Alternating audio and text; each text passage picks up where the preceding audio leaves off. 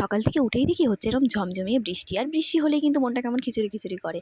তো আর কি, যেমন ভাবা তেমন কাজ। চাল ডাল ধুয়ে নিয়ে জলটা একটু ফুটিয়ে নিয়ে ডালটা প্রথমে একটু সেদ্ধ করে নেবো, তারপর চালটা দিয়ে এদিকে চাল ডাল সেদ্ধ হতে থাকে। এদিকে আমি কড়াইতে অল্প তেলের মধ্যে গোটা গরম মশলা, তেজপাতা, শুকনো লঙ্কা, সাদা জিরে ফোড়ন দিয়ে তার মধ্যে একটু পেঁয়াজ কুচি দিয়ে স্বাদ মতো নুন দিয়ে নাড়াচাড়া করে নিয়ে তারপর ওর মধ্যে আলুগুলোও দিয়ে দেবো। পেঁয়াজ আলু একসাথে ভাজা করে নিয়ে তার মধ্যে সমস্ত রকম মশলা যেমন হলুদ গুঁড়ো, জিরের গুঁড়ো, লঙ্কার গুঁড়ো, ধনের গুঁড়ো, টমেটো আর আদা রসুন বাটা দিয়ে একটু জল দিয়ে ভালো মতন কষিয়ে নেবো। তারপর দিয়ে দেবো ওর মধ্যে কয়েকটা কাঁচা লঙ্কা চিড়ে, অল্প জল দিয়ে এটা ভালো করে এবার কষিয়ে নেবো। আর এদিকে 3টে ডিম ভুজিয়া করে নিয়েছি, এবার ডিম ভুজিয়াটা ওই মশলা কষানোর মধ্যে দিয়ে দেবো। মশলাগুলো খুব ভালো করে কষানো হয়ে গেলে ওইদিকে চাল ডাল 90% সেদ্ধ হয়ে গেলে সমস্ত মশলাটা ভালো মতন মিশিয়ে নিয়ে একদম কম আছে আরও কিছুক্ষণ ফুটিয়ে নিয়ে লাস্টে একটু গরম মশলা দিয়ে কিন্তু নামিয়ে নিয়েছি। আর এদিকে খিচুড়ির সাথে খাওয়ার জন্য করে নিয়েছি লম্বা লম্বা বেগুন ভাজা আর পাঁপড় ভাজা।